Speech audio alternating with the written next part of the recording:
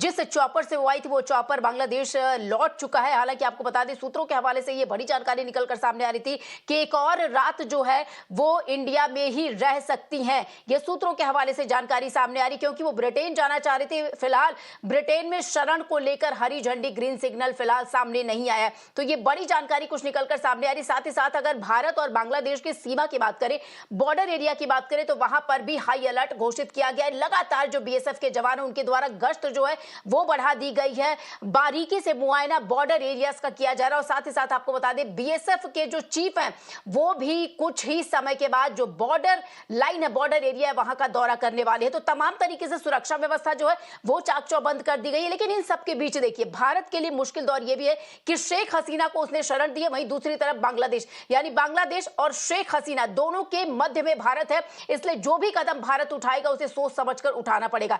इसके साथ ही आपको बता दें, हमारे तमाम जो स्टूडेंट्स हैं, छात्र हैं, वो भी बांग्लादेश के लिए बांग्लादेश में पढ़ने जाते रहे हैं। ऐसे में तमाम जो छात्र हैं वो देश वापस और लौट चुके हैं। लेकिन एक संख्या ये भी आ रही कि लगभग 13,000 जो स्टूडेंट्स हैं वो अभी बांग्लादेश में ही हैं। तो सरकार के लिए कहीं ना कहीं एक अहम कदम ये भी हो जाता है कि उन छात्रों को भी सकुशल देश वापस लाया जा सके। तो एक बेहद अहम घड़ी है भारत सरकार के लिए कि किस तरीके से वो इस पूरे ये जो घटनाक्रम है किस तरीके से उसे आगे बढ़कर वो चलती है। और आपको बता दें, यही दूसरी तरफ बांग्लादेश में जिस तरीके से आम नागरिक जो छात्र हैं उनका विरोध प्रदर्शन ये उग्र हुआ, कारण सिर्फ एक था। अगर बेसलाइन की बात की जाए तो सिर्फ एक ही धुरी थी, किस तरीके से कोटा। बांग्लादेश में आपको बता दें, सरकारी नौकरियों में 56% आरक्षण की बात कही गई है। 56% आरक्षण, यानी जो मेरिट में आता है। इन छात्रों का विरोध प्रदर्शन यही था कि जो मेरिट ला रहे हैं छात्र, जो अच्छे नंबर्स ला रहे हैं, उनके भविष्य का क्या होगा। और 56% आरक्षण को लेकर ही जो ये छात्र है इनका विरोध प्रदर्शन चल रहा था। किस तरीके से बेरोजगारी की समस्या बांग्लादेश में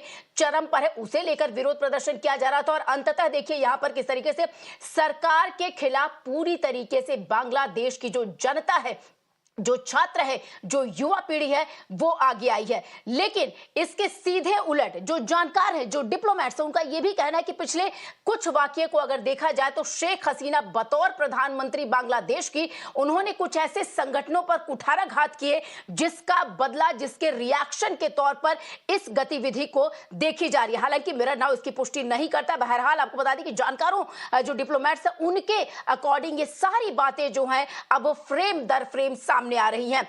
क्योंकि बांग्लादेश की जो प्रधानमंत्री थी, जो एक्स पीएम हो चुकी है भारत में, उन्होंने फिलहाल शरण ली है। और यह खबर सामने आ रही सूत्रों के हवाले से कि एक और रात या कुछ और दिन वो भारत में जो है कि वो बिता सकती हैं। तो और इसको लेकर आपको बता दें, एक तरीके से भारत सरकार के लिए भी अहम चुनौती हो गई यहां पर, किस तरीके से वो आगे कदम बढ़ाएगा। और इसी बीच आपको बता दें कि भारत सरकार की तरफ से इस पूरे घटनाक्रम पर, इस राजनीतिक संकट के बीच, जो पड़ोसी मुल्क है बांग्लादेश, वहां पर जिस तरीके से राजनीतिक संकट चल रहा है, उसके मध्य ही आज सर्वदलीय बैठक की गई, सर्वदलीय चर्चा बुलाई गई। इस बैठक में आपको बता दें कि जो सरकार के मंत्री हैं, विदेश मंत्री एस जयशंकर ने संसद भवन में अलग अलग जो पार्टी के नेता है, यानी सर्वदलीय बैठक बुलाई गई, सभी जो राजनीतिक दल हैं उनके नेतागण इस बैठक में मौजूद रहे और उन सब से इस पर जानकारी उन सबको दी गई, इस पूरे घटनाक्रम के बारे में कि पड़ोसी मुल्क बांग्लादेश में क्या कुछ हो रहा है,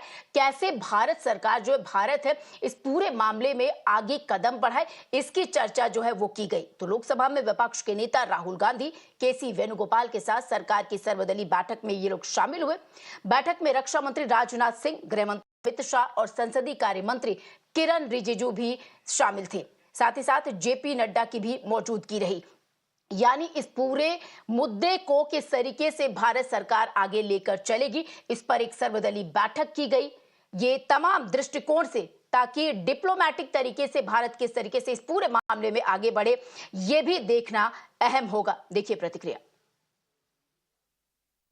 Sir, today you have given an adjournment motion notice regarding the situation which is being there within Bangladesh. How serious is this for our country as well? Because there is a high alert at the border as well, and even the DG BSF has also visited the borders because there is a tense environment which is being there. Well, the situation in Bangladesh is definitely concerning. It's a grave situation. You've had a Prime Minister who's been compelled to leave under certain very unfortunate circumstances. Bangladesh has an important relationship with India, and the events in Bangladesh will reverberate throughout the South Asian and the East Asian region. So therefore, under those circumstances, we do hope that the government would agree to a full discussion on Bangladesh in the House. और इससे बीच एक और बड़ी खबर का रुख करेंगे। इस बीच आपको बता दें, बांग्लादेश में अशांति पर सभी दलों की बैठक के बाद विदेश मंत्री संसद में वक्तव्य देंगे। दोपहर 3:30 बजे आपको बता दें, लोकसभा में विदेश मंत्री एस जयशंकर का संबोधन होगा, उनका बयान होगा। तो सर्वदलीय बैठक के बाद ये अहम फैसला लिया गया है। सदन को संबोधित करेंगे विदेश मंत्री एस जयशंकर, और विपक्ष ने भारत पर रणनीतिक प्रभाव पर स्पष्टता भी मांगी है। तो ये बड़ी खबर इस बीच आपको बता दें, संसद भवन में आपको बता दें कि लोकसभा में विदेश मंत्री एस जयशंकर द्वारा संबोधन किया जाएगा। इससे पहले ही सर्वदलीय बैठक हुई। इस पूरे मामले पर अब 3:30 बजे के आसपास बताया जा रहा है कि इस पर जो विदेश मंत्री हैं देश के, उनका संबोधन होगा।